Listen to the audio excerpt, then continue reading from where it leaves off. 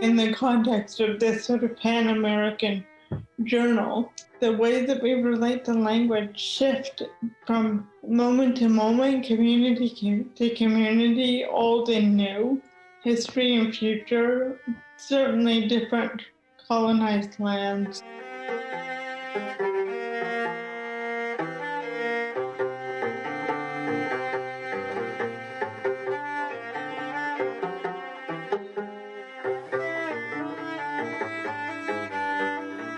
What are the ways and what is the language and ways of knowing and ways of being that we can actually move and shift more generatively that allows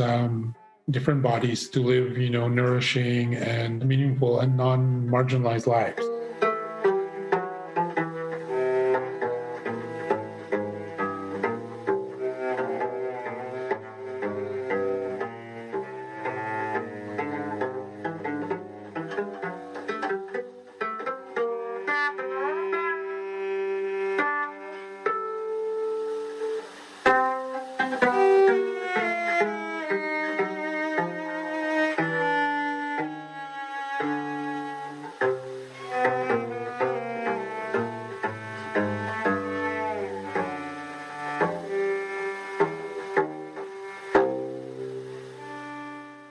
Over the last several years, I feel,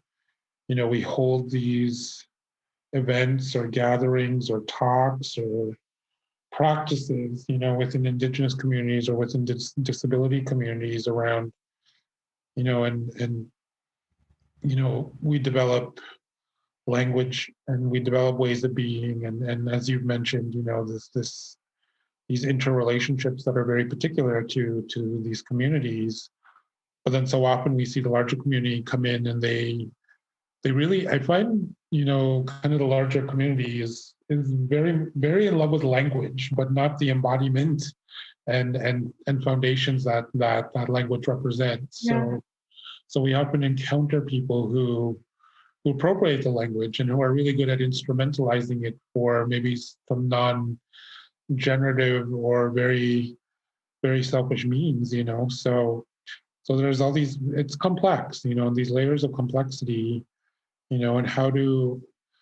our bodies interrupt or replicate, the violences of the larger system, and I'm interested in this as a curator, programmer, as an artist, and how do we hold on to some of these more generative movements that have been made during the pandemic, and how do we create the space where this really embodied, organic notion of care was starting to happen, because then these capacities for care have not been, they weren't severed in our bodies. They exist. They absolutely exist. They're capacities and embodiments that have continued to exist, but they've just been numbed by capitalism. They've been numbed by modernity. They've been rendered invisible and I think illegible, and I feel it's a language in itself that's actually been lost, and how do we find the language for that, and how do we articulate that? How do we articulate languages that exist within our bodies, all of our bodies, that how do we articulate them and how do we make them legible again, because and what are the practices that gesture towards that, and I think, think about Canada's colonial history and how they banned spiritual practices, they banned body practices, they banned anything to do with the body, within Indigenous communities. And that ban was only lifted maybe a couple of decades ago, right? So you can see how sophisticated and insidious, colonialism is and how intentional it is too, in terms of identifying and recognizing and then actually exiling any sort of practices that gesture towards that, very, very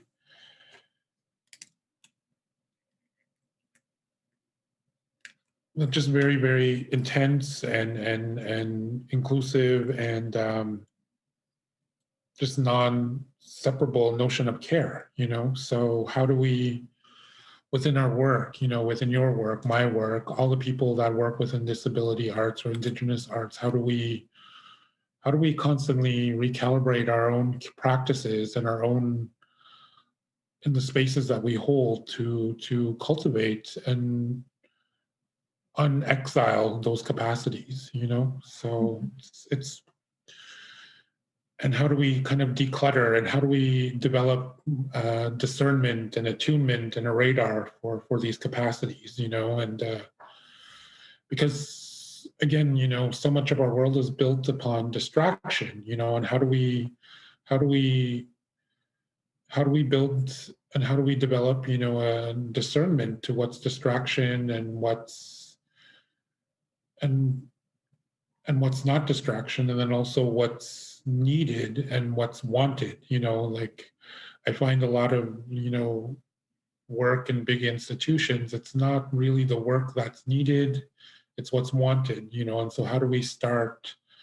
discerning what's needed and moving away from what's wanted. I remember talking to a friend in college, Domain Manning, batting around these ideas of around the word disability and how I relate to that word in a very particular way. That's dependent on my relations, my relations with my with how I've been recognized, I think, in medical, cultural, academic, white settler Canadian spaces as being disabled, and how that's allowed me to have a particular relationship with that word. And for me, it's a word that I can reclaim, that I do reclaim. And that's very relational. And I think in the context of this sort of Pan-American journal, the way that we relate to language shift from moment to moment, community to community, old and new, history and future, certainly different colonized lands, and ways that some of us might identify with pride, others have been, and again we're thinking about Jolene and Mona Sternfish as well, how others have been forced into, for example, residential schools through a project of rehabilitation and civilizing. So how the word disability gets used to justify these sort of colonial violences of separation, civility, and institutionalization, for sure. So yeah, it's a word with many meanings. The world that that we all live in and experience, in very different ways, rarely affords us the opportunity to actually to define those terms and negotiate those terms for each other. Yeah.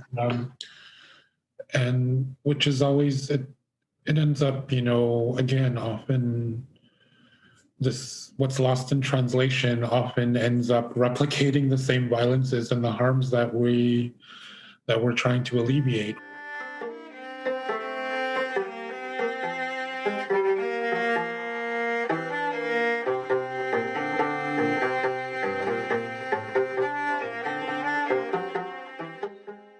So that word extensibility kind of came from my involvement and my own lived experience kind of working within Acces and disability arts and disability justice, but then also contemporary art and contemporary Indigenous art, and these many layers that are embodied within my body and with my own practice and my own life ways and my own ways of navigating the world. And so that word extensibility, I think it gestures to something larger than us, larger than being I think within that terminology, there's I'm hoping that gestures towards for people is accountability, and many layers of accountability. I mean, not just to each other, but then also to the non-human and the beyond human and the unknown. I feel within the world that we live in, it's very structured and it's very contained, and there's a human constructed framework that we're all kind of conditioned to live in. Some, and it benefits some more than others, and different, very disparate and marginalized communities, it doesn't work for all of us. So what are the ways, and what is the language and ways of knowing and ways of being that we can actually move and shift more generatively, that allows different bodies to live, nourishing and meaningful and non-marginalized lives, So I think that's kind of where that language was, that was the foundation of where that language was coming from and actually gesturing towards simultaneously. My understanding of that term is that it's asking us to think about access perhaps relationally, rather than, as you say, a tick box, something that we can feel congratulated for. And one of those relationalities, I think, is between sort of knowing and being, I guess. So the ways that a term refracts a particular way of being is different for so many of us. And I think if we are to sort of obligate ourselves to this interdependent, connected way of enacting accessibility as a relation, part of that really is to sort of think about the relations between what we say and what we do. To me, that's what I've learned so clearly. Is like it's not just about doing access, it's about thinking and making sure that as much as we can, the way that we think about access and the commitments that it holds us to are translated into the practice of access. It's very, very true. I feel, again, what we say and what we do, there's this constant misalignment, that exists in so many bodies, and how do we create that alignment, and also how do we, really presence our unconscious, because there's these conscious, again, I think it's related to what we say and what we do. There's conscious things that we do, but then there's also unconscious things that we do that we're not even aware that we're doing, and we actually have to have those pointed out to us sometimes, and by external voices, and and it relates to these ways of knowing and ways of being. There's ways of knowing where you can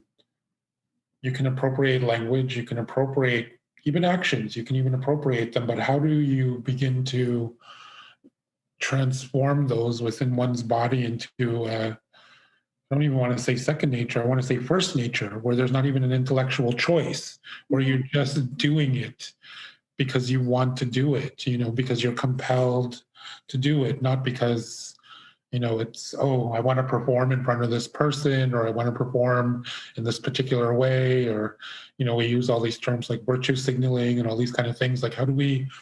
interrupt the performativity of it into that first nature, where again there's no intellectual choice. It's actually part of our body, and not just our individual body, but it's honoring and obligating our responsibilities and our accountability to larger body, like a larger, almost unknowable body. But it's something, this, I mean, we feel it, like, it's always hard to articulate, and it's always hard to go into, people will say, I mean, like, for instance, like in my father's culture, my father's community, they'll refer to something, they'll refer to this larger metabolism as the great mystery, and within that, there's a lot of practices and life ways and ways you conduct yourself to actually honor that great mystery, which is larger than all of us. And when you honor